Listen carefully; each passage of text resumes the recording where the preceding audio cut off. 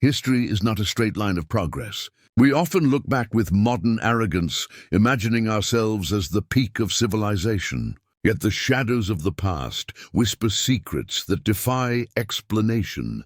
From the impossible astronomical precision of the Giza pyramids to the Antikythera Mechanism, an analog computer built in an age without electricity, we encounter legacies of profound genius. Were these isolated miracles, or the last surviving traces of a forgotten global civilization whose understanding of science and the cosmos was lost to time? High in the desolate mountains of southeastern Turkey, where the wind sweeps across barren peaks and the air grows thin with silence, lies one of the most mysterious sites ever built by human hands, Mount Nemrut, the resting place of kings and gods. It is a mountain that defies time, crowned by colossal stone faces that still gaze toward the rising and setting sun after more than 2,000 years. This sacred summit, standing over 2,100 meters above sea level, was once the heart of a forgotten kingdom, Commagene, and its ruler, King Antiochus III,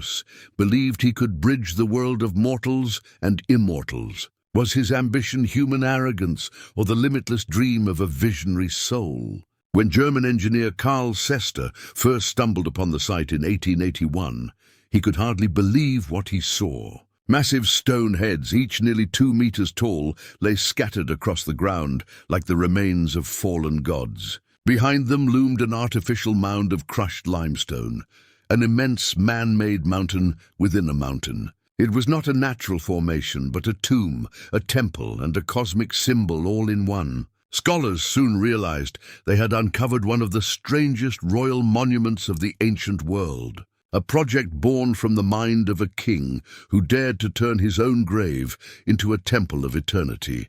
Antiochus reigned during the 1st century BCE over Commagene, a small but prosperous kingdom wedged between the empires of Rome and Parthia. Influenced by both Greek and Persian cultures, he declared himself Theos, a living god. To immortalize his divine status, he commissioned a monumental sanctuary atop Mount Nemrut, a place so remote that only the gods themselves could reach it. He ordered his tomb to be hidden within a mound of loose stones, guarded by colossal statues representing both Eastern and Western deities: Zeus Oromasdes, Apollo Mithras, Hercules Artanius, and himself among them. Yet the deepest mystery of Mount Nemrut lies not in its statues or inscriptions, but in the tomb that has never been found. The Great Mound, roughly 50 meters high and 150 meters wide, is believed to conceal the burial chamber of Antiochus III.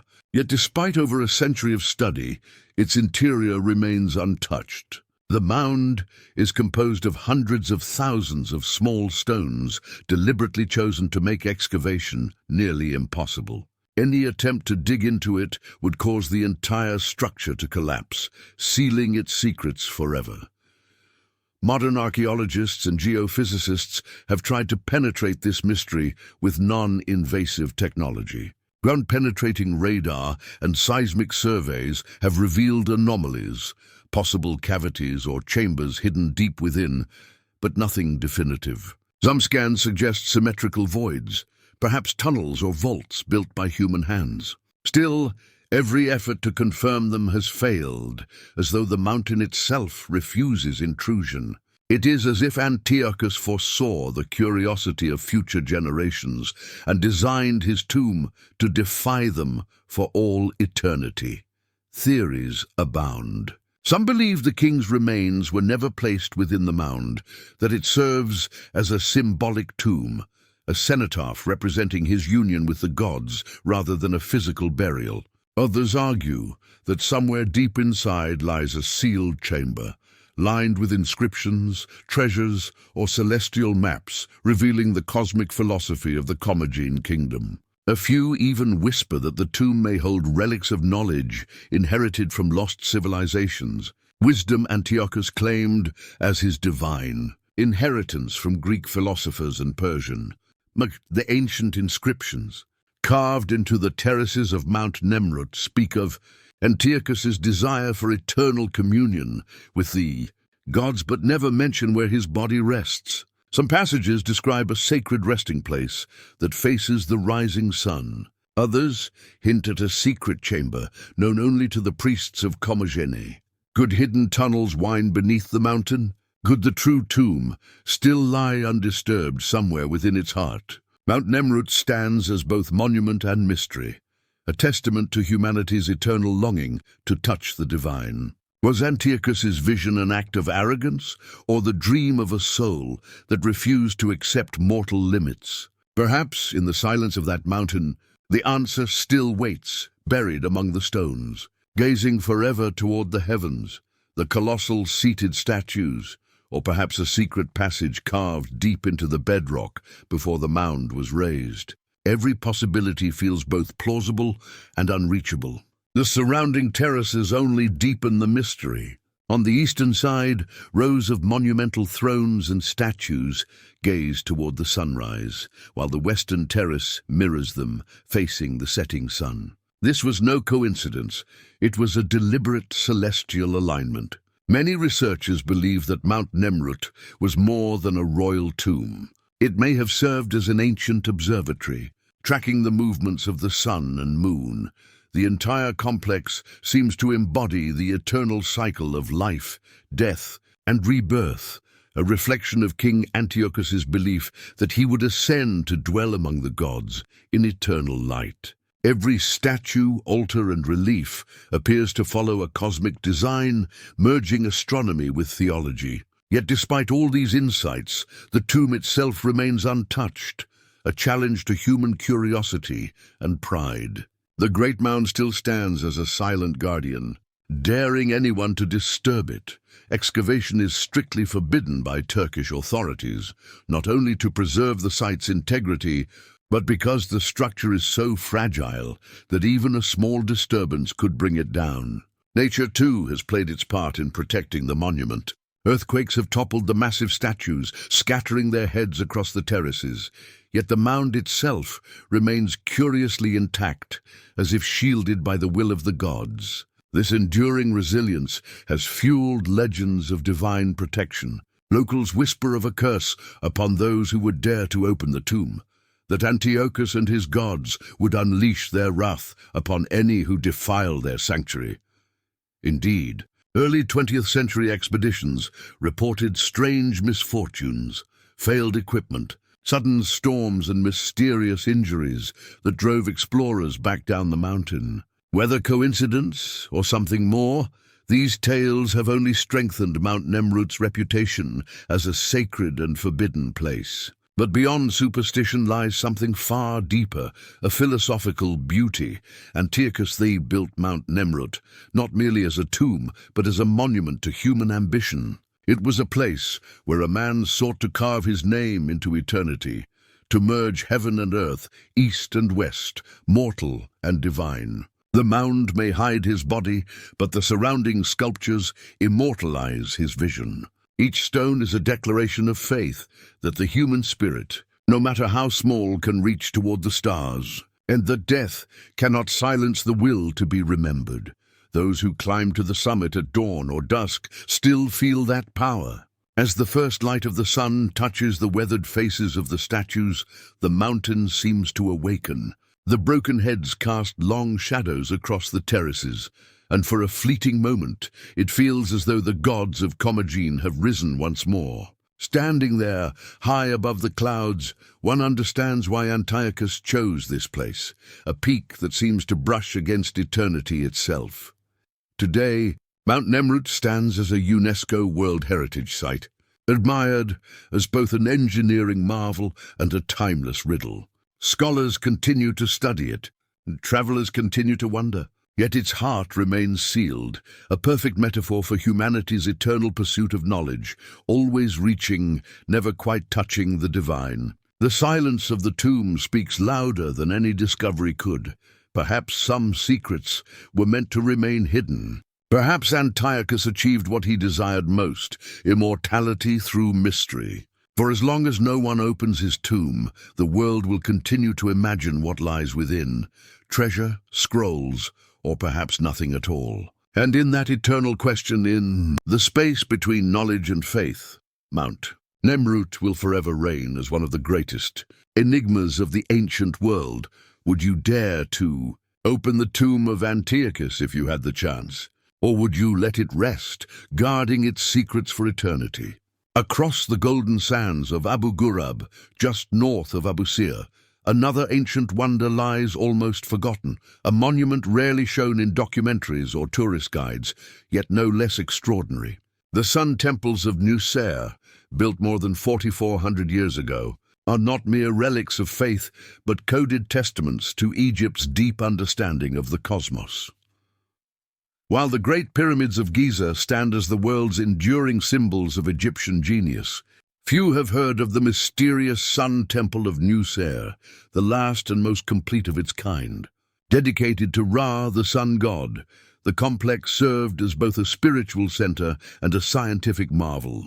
To the ancient Egyptians, the sun was not merely light, it was life itself, the power governing birth, death, and renewal. If these ancient builders could truly align their monuments with such precision, channeling sunlight with almost mathematical perfection, how did they achieve it more than 4 millennia ago? Without modern instruments? Was it pure observation, advanced astronomical knowledge, or the echo of a lost technology from an age long forgotten? Whatever the truth, Abu Gurab continues to defy simple explanation. Every stone seems to whisper of a civilization whose grasp of light, geometry, and the cosmos went far beyond mere ritual. The 5th dynasty of Egypt marked a profound shift in spiritual thought. Earlier pharaohs were worshipped as divine beings themselves, embodiments of living gods. But Pharaoh Nusere-ini, the 6th ruler of that dynasty, envisioned something revolutionary, a temple not for his own worship, but for the sun itself. His reign saw the cult of Ra reach its zenith, and his sun temple at Abu Gurab became the radiant heart of that cosmic faith, a stage for festivals celebrating rebirth, celestial balance, and the divine order of the universe. The temple's design was unlike anything Egypt had ever seen. There was no pyramid, no burial chamber, no statue of the pharaoh within. Instead stood an immense obelisk, rising from a flat base representing the Ben stone, the mythical point of creation where the first light touched the earth. Around it stretched open courtyards, sanctuaries offering tables and alabaster basins, all meticulously arranged to interact with sunlight in ways that continue to astonish modern engineers. What makes Abu Gurab so extraordinary is its astronomical precision. Every wall, platform, and pathway aligns with the sun's movements. During the summer solstice, sunlight travels directly along the temple's central axis, illuminating the main altar in a perfect beam from the horizon. In winter, the alignment shifts, yet the light still strikes specific walls or carvings with mathematical accuracy. Such precision suggests the Egyptians possessed an advanced understanding of solar declination and seasonal movement, concepts that would not be formally described by modern astronomy until millennia later. The towering obelisk served not merely as a symbol of Ra, but as a giant gnomon functioning like a sundial. Its shadow traced the sun's path, allowing priests to calculate the time of day, predict solstices and equinoxes, and plan agricultural and ceremonial cycles. The temple, in essence, was both a sanctuary of worship and a working observatory. Centuries before the word astronomy even existed, modern measurements confirm that the temple's orientation deviates by less than 1 degree from true solar east-west. Alignment, an astonishing feat for an era without compasses or telescopes. Egyptologists suggest the builders used simple yet precise methods: shadow sticks, sighting rods, and ropes aligned with sunrise and sunset over an entire year. Yet others believe the priests of Ra held knowledge of geometry and timekeeping that far surpassed their age. Carved reliefs show priests performing rituals beneath blinding sunlight, pouring milk and wine into alabaster basins that reflected the sky above. Some scholars think these shimmering reflections were used to chart the sun's journey through the seasons, blending spiritual devotion with empirical observation. At dawn, when the first light of the sun struck the obelisk's polished limestone tip, a brilliant beam descended into the courtyard, bathing the alabaster altar in gold. Archaeologists have noted that on specific days each year, this beam aligned perfectly with the horizon, creating the illusion that the sun itself rested upon the earth. Such moments could not have been accidental. The builders of Abu Gurab clearly studied the heavens, constructing their temple to mirror the rhythm of the cosmos. Every angle, every reflection was part of a greater harmony, the union of light and stone, of science and spirit. The materials themselves, alabaster, white limestone, and copper, were chosen not only for beauty, but for their ability to magnify sunlight, turning the temple into a living beacon of divine radiance. Ancient texts called it the horizon of Ra, the place where heaven touched the earth. If these temples truly served as observatories, what wisdom did they reveal? Many scholars believe they helped the Egyptians perfect the solar calendar, linking agricultural and religious cycles to celestial events. Others suggest they were the birthplaces of systematic timekeeping and astronomical study, foundations that later influenced Babylonian and Hellenistic science. Yet despite all we've learned, Abu Gurab still guards its secrets. Channels carved into the stone floor lead nowhere. Circular basins remain unexplained. Traces of metallic residue hint at rituals or technologies now lost. Were these features symbolic or functional? Could the priests of Ra have found a way to harness sunlight in ways we no longer understand? The mystery endures. Beneath the desert sun, the ruins of Abu Gurab still shimmer with unanswered questions. Was it a temple, an observatory, or something beyond both? A bridge between heaven and earth? A mystery that remains unsolved to this day. What do you think this ancient enigma reveals about humanity's forgotten knowledge? Share your thoughts below. Could it be faith, science, or something far greater that once united them? While no hard evidence supports the idea that the Sun Temple of Abu Gurab converted sound into power during sacred ceremonies, the very existence of such theories shows just how extraordinary and how enigmatic this site remains. The genius of Egypt's sun temples lies in their dual nature. They were both sanctuaries of worship and centers of scientific measurement, where priests acted as astronomers and rituals unfolded in harmony with the movements of the heavens. This seamless blending of faith and science is what makes Nuser's legacy so endlessly fascinating. Every sunrise over Abu Gurab was more than a natural spectacle. It was a reenactment of cosmic creation. As the first rays of dawn touched the temple, priests of Ra would chant hymns celebrating the god's daily rebirth. Each ceremony took place at the precise celestial moment when sunlight aligned with the temple's geometry, as though time itself bowed to divine order. Today, much of Nuser's temple lies in ruins, its obelisk shattered, its stones scattered, its purpose partly forgotten. Yet beneath the desert sands, archaeologists continue to unearth fragments, suggesting that this temple was part of a vast network of solar sanctuaries, each aligned with different stages of the sun's journey across the sky. 6 such temples are believed to have been built during the 5th dynasty, though only 2 have ever been found. This raises profound questions. Were these temples isolated monuments of devotion, or parts of a coordinated system of celestial observation? Could ancient Egypt once have maintained a nationwide network of solar observatories synchronized to preserve cosmic balance and measure the rhythm of the heavens? In the end, what makes the sun temples of Nuser so astonishing is not only their age, but their impossible precision. Thousands of years before the invention of the compass or telescope, Egyptian architects had already mastered the art of aligning stone with the sky. This was not chance, it was knowledge, tested, refined, and deeply spiritual. The temple at Abu Gurab may have been the world's first true fusion of astronomy, architecture, and theology, a place where the divine sun was not merely worshipped, but measured, charted, and understood. Perhaps in that blazing courtyard, where the obelisk's shadow fell perfectly across the altar at solstice, The priests of Ra glimpsed something that modern science still seeks, the unity between the heavens above and the earth below.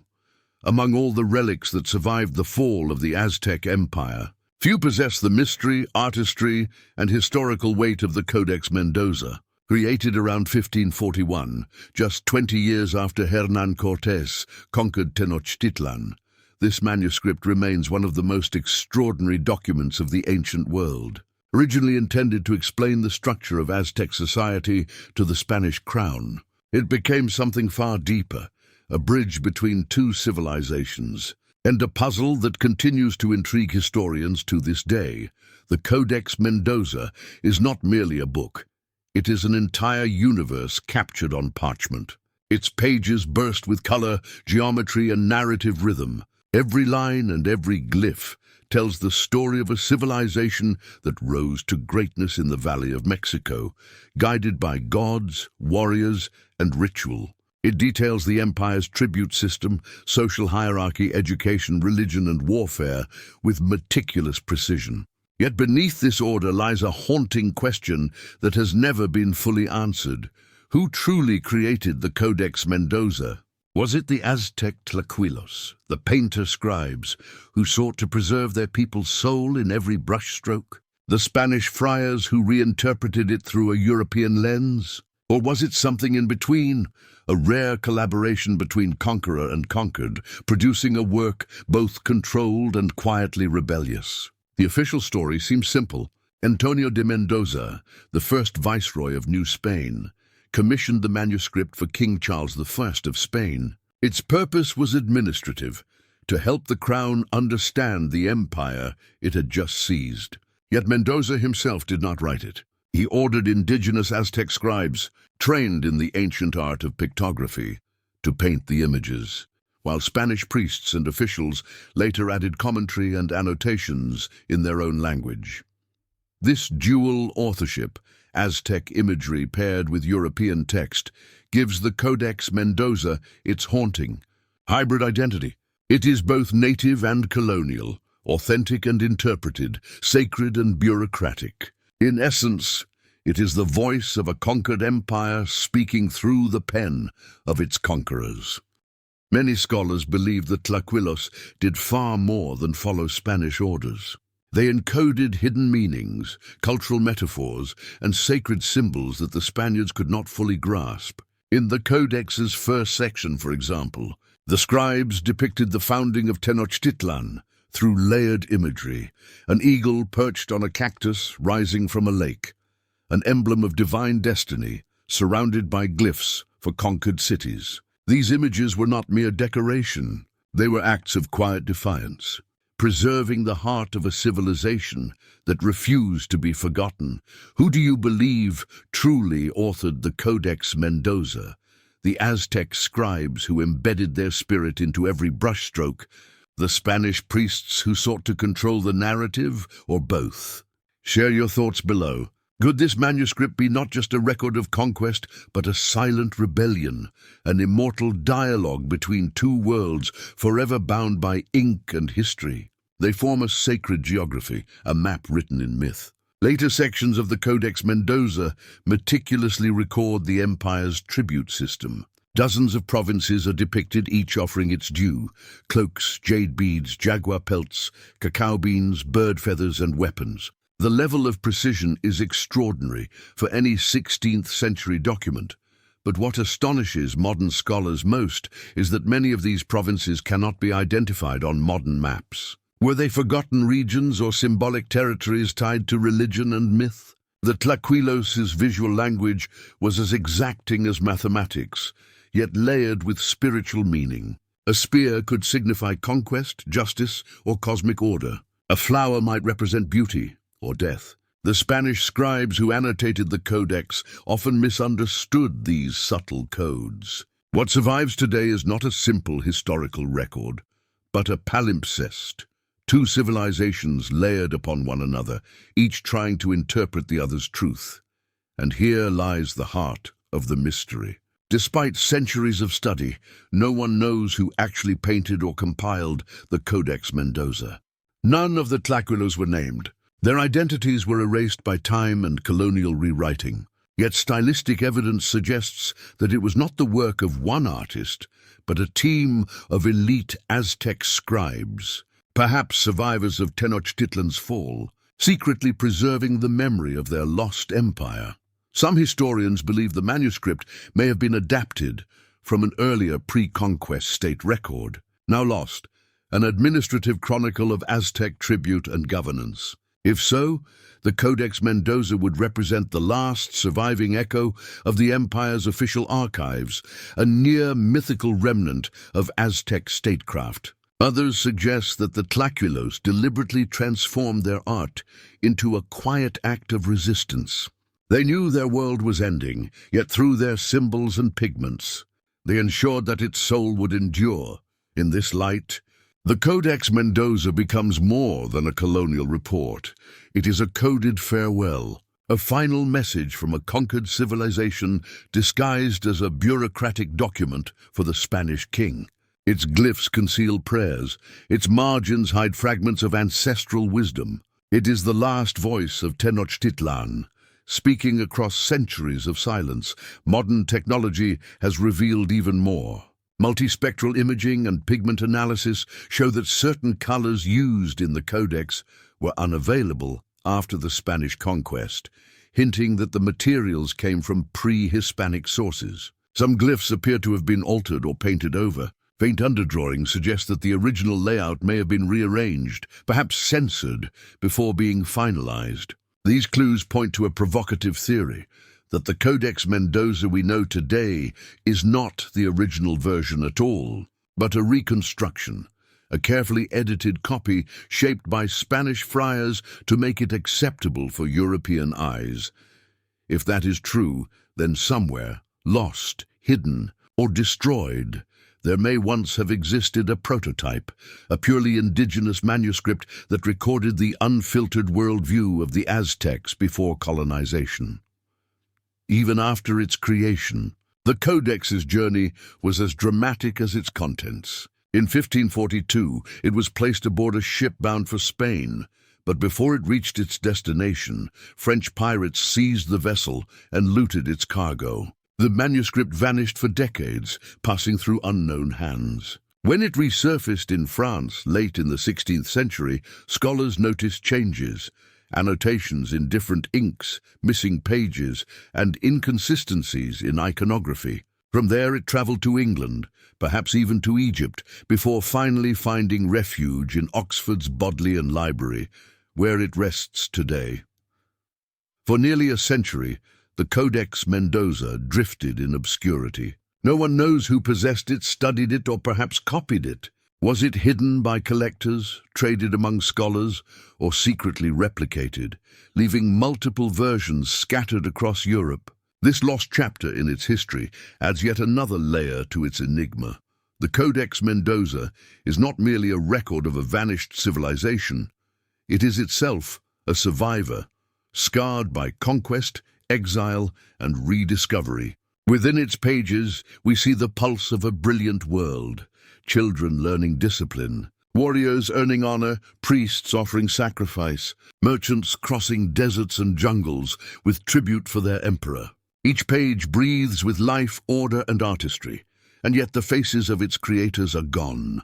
The names of the Tlacuilos, the painter-philosophers who once captured the universe in pigment and line, were never written down. Their voices have faded, but through their art, their world still speaks.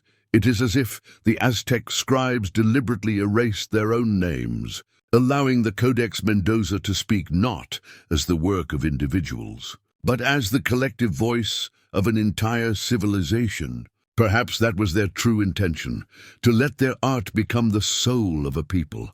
Far from the ruins of Tenochtitlan, deep within the emerald labyrinth of the Ecuadorian Amazon, lies another mystery that continues to haunt modern explorers, the legend of the Metal Library, hidden beneath the remote Taos Cave. For decades, this supposed collection of metallic books has fascinated adventurers, scientists, and dreamers alike. Some call it the last relic of a lost super-civilization. Others whisper that it is a vault of alien knowledge buried long before human history began. What makes this mystery so compelling is not only the claim that such a library exists, but the question at its heart: who created it and why? If rows of engraved metal plates truly lie beneath the jungle, filled with knowledge far beyond their time, who were their makers? A forgotten ancient people, visitors from the stars, or our own ancestors, whose genius we have long underestimated? In 1969, an Argentinian-Hungarian explorer named Juan Moritz announced an extraordinary discovery in southern Ecuador, a vast subterranean network called the Cueva de los Tallos, or Cave of the Oil Birds, deep within. He claimed to have seen rows of metallic plates engraved with strange symbols, maps, and figures unlike any known language on Earth. Moritz described the find as a library made of metal, containing the lost history and science of an ancient civilization. He said he was guided there by members of the indigenous Shuar tribe, who revered the cave as sacred, a repository of knowledge from the stars. His claims stunned the scientific community. How could a library of metal books exist in one of the most inaccessible places on Earth? If true, it could rewrite the entire history of civilization. The story captured global attention when, in 1976, Neil Armstrong, the first man to walk on the moon, joined a large British-Ecuadorian expedition to explore Tallos Cave. The team, composed of scientists, engineers, soldiers, and explorers, mapped the underground system with military precision, descending hundreds of meters through narrow shafts into vast chambers of cathedral-like proportions. What they found only deepened the mystery. The cave was immense, with smooth walls and rectangular passages that appeared too geometric to be natural. Some surfaces looked machine-cut, with right angles and polished floors that seemed deliberately carved. And yet, there was no trace of the metal library. Had it been removed, hidden deeper underground, or was it a myth protected by the Shuar people? Armstrong himself never publicly discussed what he saw, a silence that only added fuel to the legend, according to Moritz and his supporters, among them the controversial author Erich von Däniken. The metal library was composed of hundreds of thin, metallic plates made from an unknown alloy. Their surfaces were etched with intricate symbols, celestial maps, diagrams of human anatomy, and geometric designs reminiscent of circuit boards. Some plates allegedly depicted great cataclysms and migrations, as though recording the memory of the Earth itself. The metal, Moritz said, showed no sign of rust or decay, impervious to the jungle's humidity, a level of metallurgical skill unknown in any ancient culture. Later explorers who ventured into Tallos Cave reported similar wonders: walls cut into perfect planes, corridors branching at precise angles, ceilings smooth as though molded. The geometry seemed far too regular to be the product of nature alone. If the metal library truly exists, it suggests that someone or something shaped this place long before recorded history. And that brings us to the ultimate question: who built it? Over the decades, countless theories have emerged. Some claim the library was created by a lost civilization that predates the Incas, the Maya, even the Sumerians, a people who mastered metallurgy, astronomy, and writing before a great cataclysm erased them from history. Perhaps Tallos Cave was one of several knowledge vaults, built to preserve wisdom before a flood, a comet impact, or global collapse. In this view, the cave could be a surviving fragment of humanity's forgotten golden age, echoing myths of Atlantis or Lemuria. Others, following von Däniken's ancient astronaut theory, suggest that the library is not human at all, that it was created by visitors from beyond the stars, beings who shared knowledge with early humans and left behind a record of their teachings in metal. No conclusive proof has ever been found. Yet the legend endures, fueled by mystery, silence, and the allure of the impossible. Deep within the heart of the Amazon, the metal library of Tallos still waits, real or imagined, a mirror reflecting humanity's greatest questions about our origins. our lost knowledge, and the thin line between myth and history. If you could descend into those dark caverns yourself, would you dare to seek it, or would you leave the secret undisturbed, a mystery sleeping beneath the jungle's eternal green? The intricate engravings, the mysterious alloy, and the flawless geometric precision all seem to hint at something beyond human craftsmanship. Some believe these details point toward a non-terrestrial intelligence, beings from another world who may have left behind their knowledge for humanity to discover when it was ready. The legends of the Shuar people, who speak of sky beings descending from the heavens to gift wisdom to humankind, seem to echo this idea. If true, then the metal library could be nothing less than a cosmic archive, a database written in indestructible metal by entities who once walked among the stars. A third, lesser-known theory suggests a more profound collaboration, that the library was the result of an alliance between early humans and an advanced race, whether extraterrestrial or from a long-forgotten epoch of Earth's own history. Perhaps it was created to safeguard the combined wisdom of two worlds, human spirituality and alien science, hidden away when that partnership collapsed. Yet, at the core of the mystery lies a single, haunting question: who created it? If the metallic plates truly exist, their makers must have possessed astonishing metallurgical skill, capable of crafting corrosion-proof alloys that remain untarnished after millennia in the humid depths of the Amazon. They would have understood mathematics and astronomy to a degree far beyond any known ancient culture, engraving detailed maps of constellations, planetary systems, and even the structure of the universe itself. And the design of Taos Cave, with its smooth walls, perfect right angles, and artificial corridors, implies a mastery of subterranean engineering that surpasses anything attributed to prehistoric humans. But perhaps the greater question is why it was built. What knowledge were they trying to preserve, and for whom? Some theorists believe the creators were the last survivors of a forgotten civilization, the final scientists of a dying world, safeguarding their wisdom before a global cataclysm. Others insist that the library was left by visitors from the stars, a message or guide meant for humanity's future. Another possibility is even more haunting, that the library is the work of our own distant ancestors, a highly advanced civilization erased from memory by time itself. Each theory, no matter how implausible, challenges our deepest assumptions about human history. Perhaps the true significance of the metal library lies not in the metal plates themselves, but in the timeless message they represent, the eternal human drive to preserve knowledge beyond the reach of oblivion. Despite decades of exploration and debate, no verified evidence of the metal library has ever been found.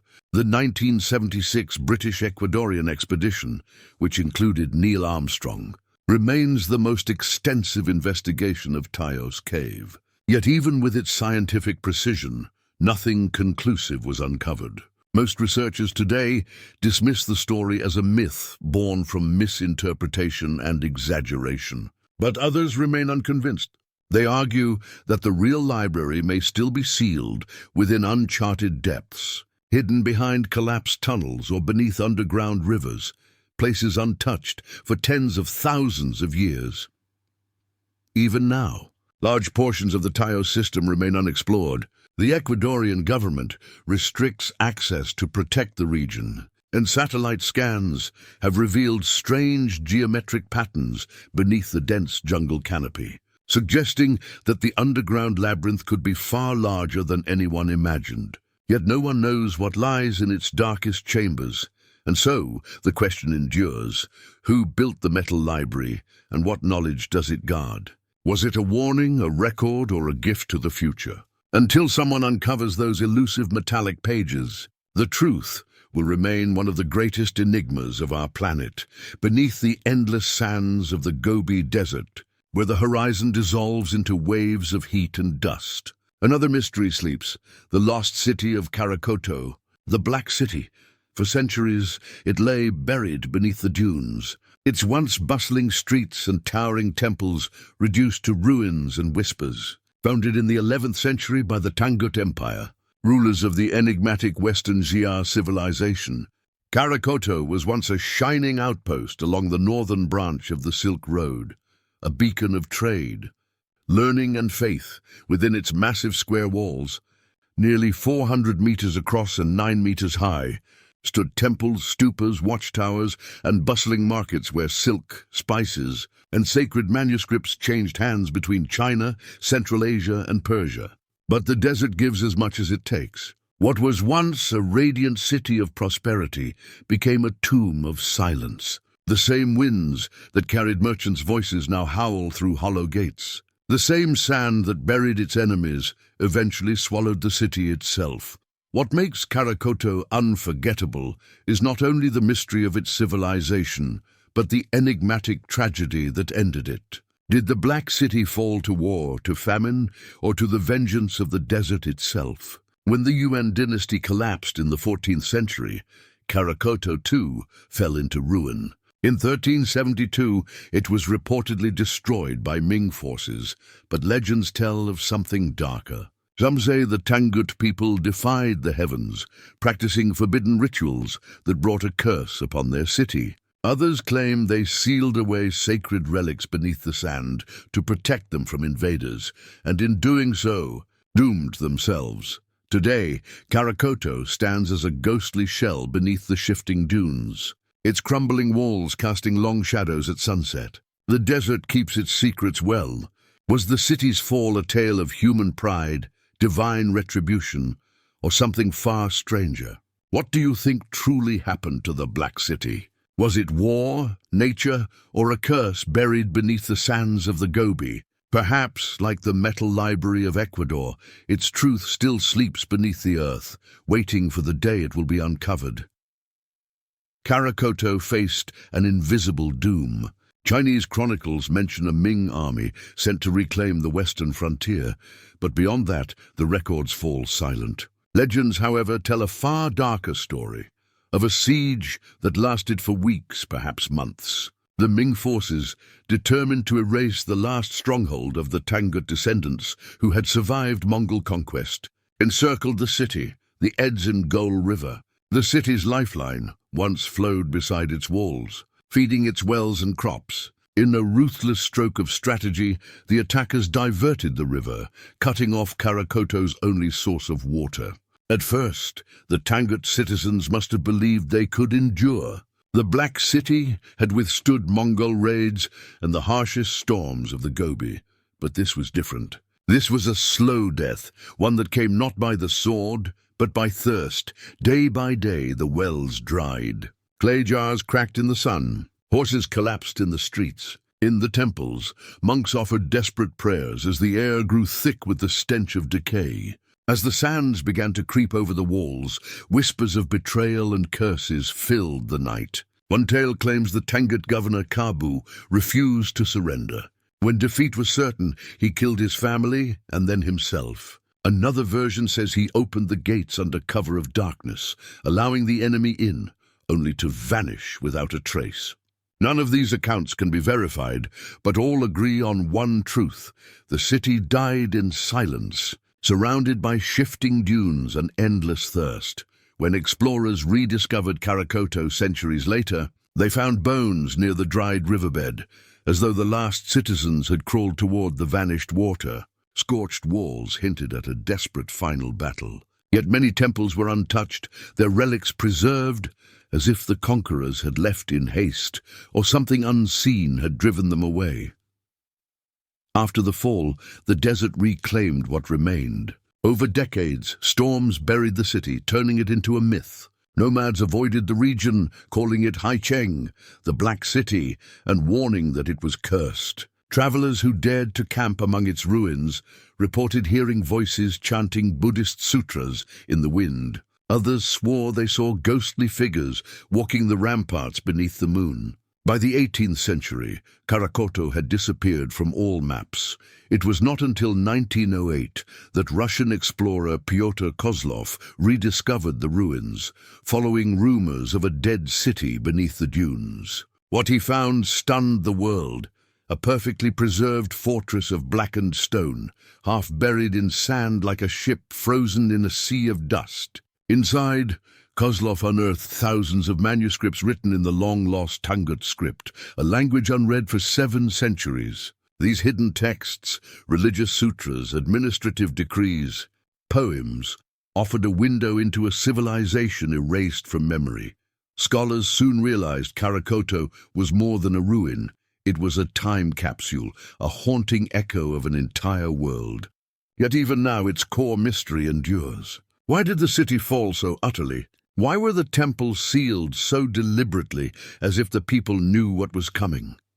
And why do local legends claim that the sands themselves reject any attempt to rebuild, that whenever walls rise again, the desert swallows them whole? The tragedy of Karakoto mirrors the fate of the Tangut civilization itself, a people who appeared suddenly in history and vanished just as suddenly.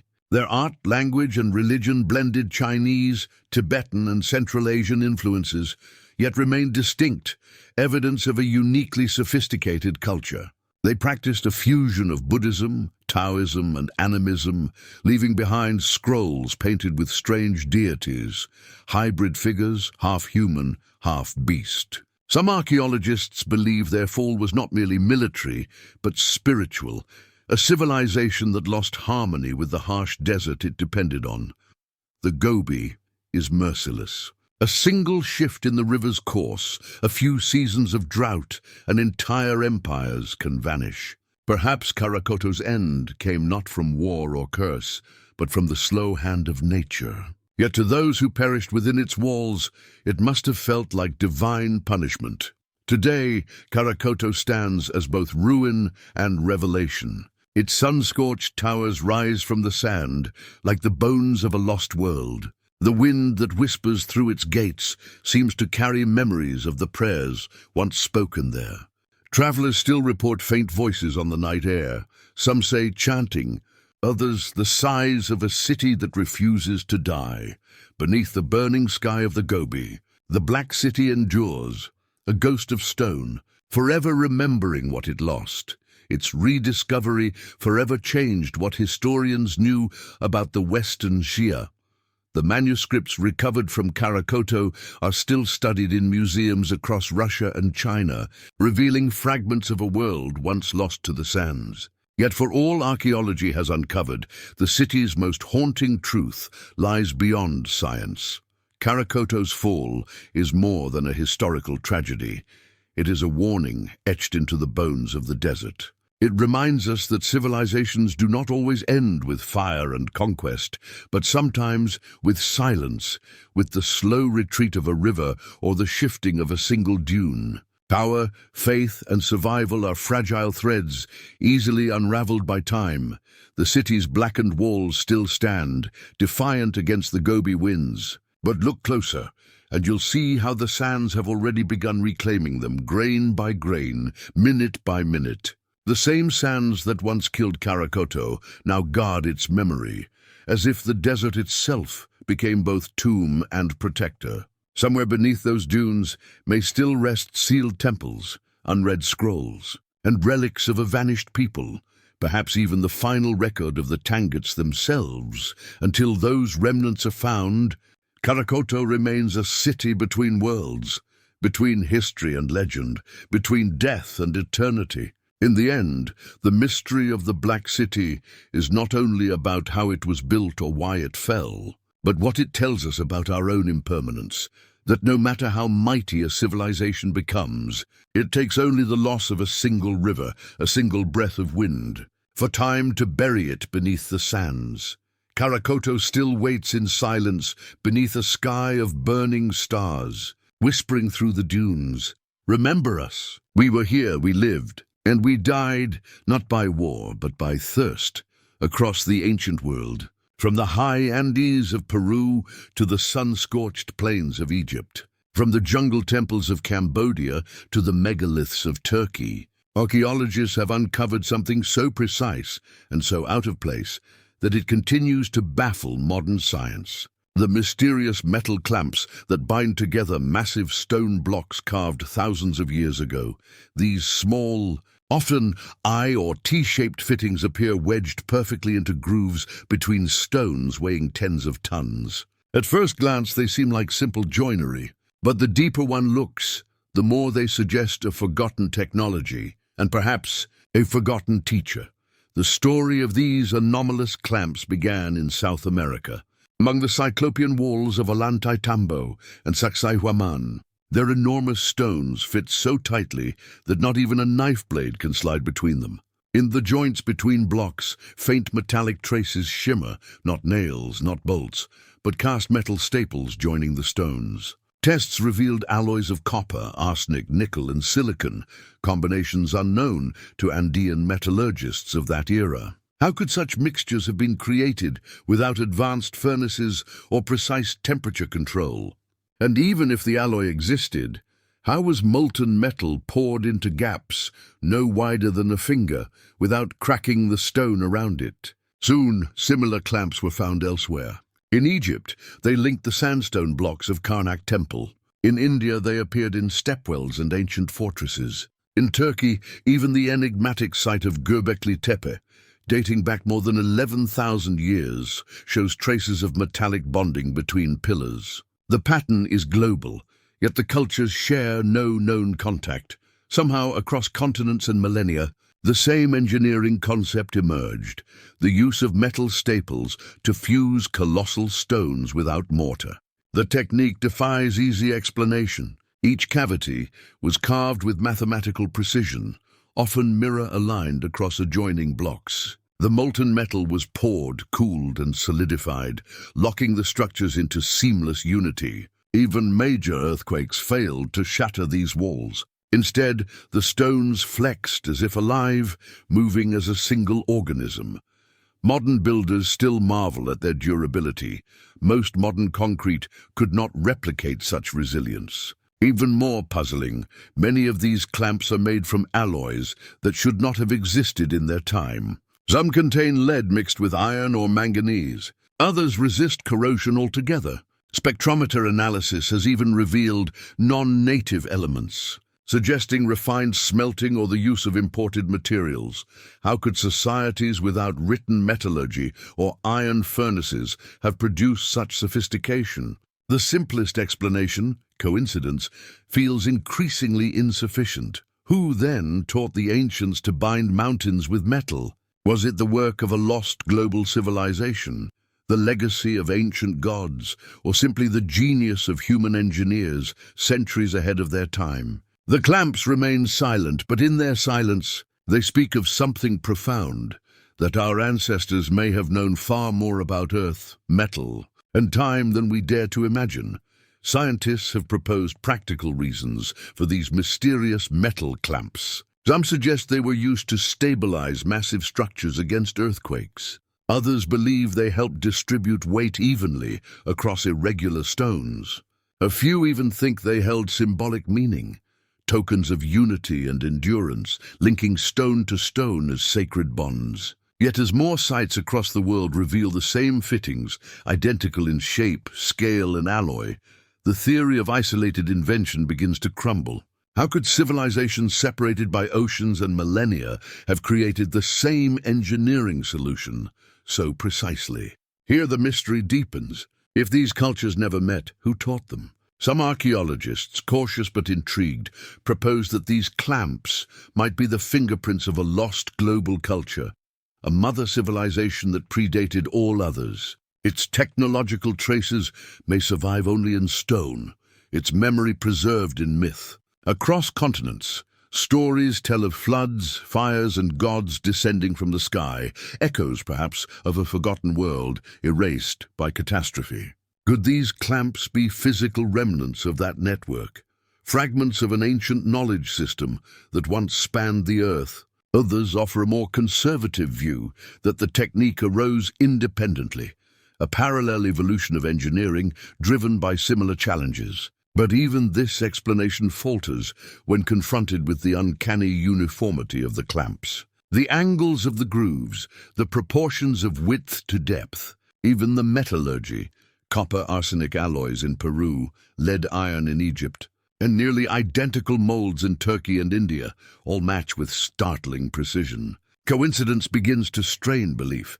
Some of the boldest theorists go further still. They suggest that these clamps were not merely structural but energetic, part of an ancient system that harnessed the Earth's natural currents. According to this view, the metals acted as conductors, channeling subtle electrical or vibrational energy through the stones, harmonizing frequencies or stabilizing the structures through resonance. They point to the piezoelectric properties of certain stones, the conductivity of the alloys, and the way some temples seem to hum with low-frequency vibrations. Though mainstream science dismisses such ideas as speculation, they tap into a deeper intuition that the ancients may have understood something about matter and energy that modern society has forgotten. Even if one sets aside these more esoteric theories, the central question remains: who taught them how to do this? According to accepted timelines, metallurgy evolved slowly, from hammered native copper to smelted bronze, to the long progression toward iron and steel. Yet these clamps appear in sites thousands of years older than that technological curve would allow. If they were inventions of isolated brilliance, why did the method vanish? Why did later builders, like the Inca, continue stacking the same stones, but abandon the clamps that held them together? Some researchers believe the answer lies in cultural discontinuity, civilizations rising on the ruins of predecessors whose technologies were only half remembered. The builders of Sacsayhuaman, for instance, may not have been the Inca themselves, but inheritors of walls left by an older and more advanced people. The same could be true of Egypt. The earliest temples that show metal clamps may predate the dynastic era, remnants of a forgotten experimental age of architecture. Viewed through this lens, the metal clamps become something far greater than mere construction features. They are signatures, traces of an instruction manual scattered across continents. Each one is a question etched in metal. Who were our teachers? Perhaps they were early humans who mastered metallurgy beyond our understanding, their world destroyed by natural cataclysm. Perhaps they were seafarers or astronomers who carried their craft across oceans long before recorded history. Or perhaps the knowledge itself was not entirely human, handed down by those ancient gods who, according to legend, taught humankind to build, to measure, and to dream. Whatever their origin, the pattern is undeniable. Across time and geography, the same architectural logic and metallurgical precision appear again and again, as though humanity once spoke a single, universal technical language, and then forgot it. Our textbooks call it coincidence. The stones, however, seem to disagree. Modern science continues to probe the mystery. Laser scanning, isotopic testing, and metallographic microscopes reveal more data but no clear answers. No laboratory has yet replicated the process under ancient conditions, pouring molten metal into narrow grooves without cracking the surrounding stone remains a formidable challenge even today. And yet the ancient builders achieved it flawlessly. Standing before those walls, the sense of time dissolves. The clamps, now oxidized but unbroken, still shimmer faintly under the sun, binding together stones that have outlasted empires, wars, and earthquakes. They are more than artifacts of engineering. They are whispers, echoes of a forgotten conversation between humanity and its teachers. Whoever they were, could it be that the same unknown hands guided builders from Egypt to Peru, leaving behind identical techniques, signatures of a shared origin? Or did ancient minds, scattered across the world, somehow awaken to the same idea, as if knowledge itself were a universal instinct waiting to be remembered? We may never know for certain, but the anomalous metal clamps remain silent and unyielding, mocking our modern arrogance. They remind us that the past was not primitive, it was profound. Somewhere behind those cold alloys lies the story of a civilization, or perhaps a species of thinkers, that once mastered the art of binding stone and time together. Until we can answer the question, who taught them, Every clamp gleaming between ancient stones will continue to echo across the ages, urging us to listen to the lessons our ancestors left behind, lessons we have not yet learned to read. Stretching across the sun-baked savannas of West Africa, between the borders of Senegal and the Gambia, lies one of humanity's most haunting enigmas, the stone circles of Senegambia. Thousands of standing stones rise from the red laterite earth, their weathered surfaces bearing witness to more than 1,000 years of wind, rain, and silence. Carved and raised by unknown hands, these monoliths have endured for over a millennium, and still, their purpose remains a mystery. From above, the circles appear deliberate, even mathematical, perfect rings of pillars, some slender and tall, others massive and squat, arranged in geometric harmony. There are over 1,000 stone circles, spread across a region more than 350 kilometers long, containing more than 28,000 individual monoliths. Each circle consists of 8 to 25 stones, precisely cut and aligned with remarkable symmetry. Construction began around the 3rd century BCE and continued until the 16th century CE, spanning nearly 2,000 years of continuous effort. What makes these circles so captivating is not just their scale, but their silence.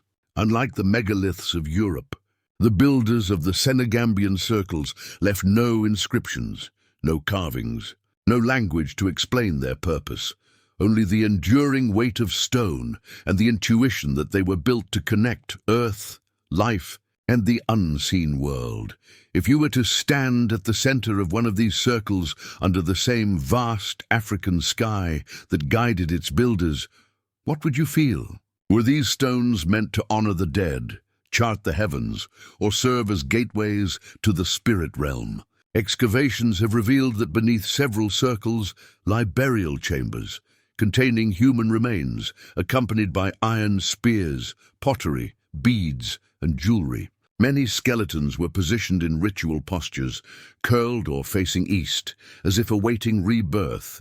This led to the early belief that the circles were sacred cemeteries, monuments to tribal leaders or revered ancestors. Yet not all circles contain graves. Many stand empty, no bones, no ashes, no artifacts. Instead, some are aligned with uncanny precision toward the horizon, their openings facing the rising or setting sun during the solstices. These astronomical alignments suggest a deeper cosmic purpose. Could it be that the circles were observatories of the sky, places where ancient astronomers charted the movement of stars, the rhythm of the seasons, and the cycles that governed life itself? Perhaps they served both roles, burial grounds and celestial sanctuaries, bridging the world of the living and the realm of the ancestors. Across West African traditions, life and the cosmos are inseparable. The stars are seen as the souls of the departed, and the heavens as the eternal village of the dead. Building a circle of stones to mirror the circle of stars above would have been a sacred act, an architecture of belief uniting heaven and earth.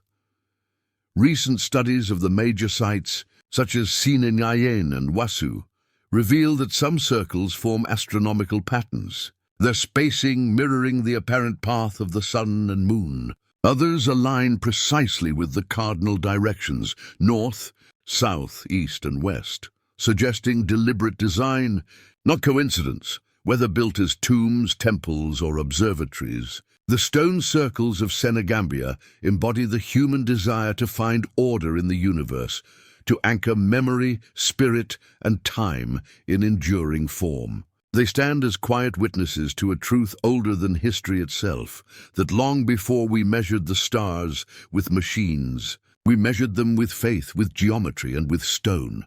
At sunrise on the equinox, shafts of light pierce through the narrow gaps between the stones, illuminating a central pillar as if touched by a celestial hand. This breathtaking alignment has drawn comparisons to Stonehenge in England and Nabta Playa in Egypt, sites where megalithic architecture became a calendar of the cosmos. Yet the Senegambian stone circles predate most sub-Saharan monuments, revealing an independent tradition of sky worship.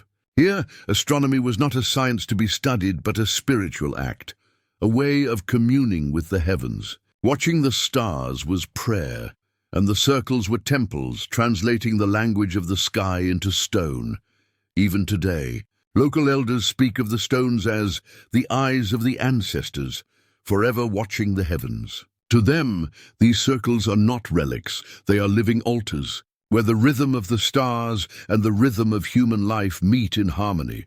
Beyond their astronomical and funerary roles lies a deeper, more enigmatic layer. For centuries, the circles have been regarded as sacred and forbidden by the surrounding communities. The Mandinka, Sera, and Jola peoples believe the stones hold powerful spiritual energy.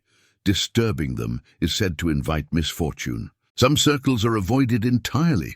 Others remain active sites of offerings, prayer, and initiation. During the full moon, villagers tell of mysterious lights hovering above the stones, said to be the spirits of the ancestors returning. The air grows still, the animals fall silent, and the people whisper, "The ancient ones are walking again." Even skeptics admit there is something uncanny in the atmosphere. An energy, a presence that no instrument can measure. Perhaps that is why the builders chose the circle. The circle is eternal, without beginning or end, symbolizing the continuity of life, death, and rebirth. Each ring of stones mirrors the cycles of the stars above and the unbroken journey of the soul. The mystery deepens when we consider the technical mastery required to build them. Carved from laterite, one of the hardest stones to shape, the monoliths were quarried from bedrock and transported up to 15 kilometers without the use of metal tools, cranes, or wheels. Some weigh more than 7 tons, yet they stand perfectly upright, arranged with geometric precision. This reveals a highly organized society, one with knowledge of engineering, mathematics, and astronomy, a civilization advanced enough to plan monumental architecture, yet humble enough to leave no written record. To archaeologists, that silence is the most tantalizing mystery. So much labor, yet so little explanation. Who were these people? What faith drove them to devote centuries to stone monuments that pointed to the sky? Were they the ancestors of the Ghana or Mali empires, or members of an older, forgotten culture buried beneath the layers of time? In 2006, UNESCO declared the stone circles of Senegambia a World Heritage Site, describing them as a remarkable testimony to a prosperous, organized, and enduring culture. Yet despite decades of research, no single theory explains their purpose. Some circles guard the dead, others mark celestial events. Still others stand silent, refusing all interpretation. Perhaps that is their secret. They were never meant to be understood in only one way. For their builders, there was no separation between death and divinity, between earth and sky. The same stones that honored the ancestors also measured the sun, whispered prayers, and mirrored the eternal rhythm of the cosmos. Standing among them today, the air hums with insects and the sigh of the wind. The stones cast long shadows that stretch toward the horizon, tracing the same solar paths their builders once watched. Time seems to pause, and in that stillness you begin to understand why people call them the meeting place of earth and sky. So what were they truly? Tombs for kings? Observatories of the cosmos? Gateways to the spirit world? Perhaps all three. Perhaps, like life itself, they were circles, unbroken, eternal, and full of mystery. Even now the stones stand as silent witnesses to a wisdom we have forgotten, and to a question humanity may never fully answer.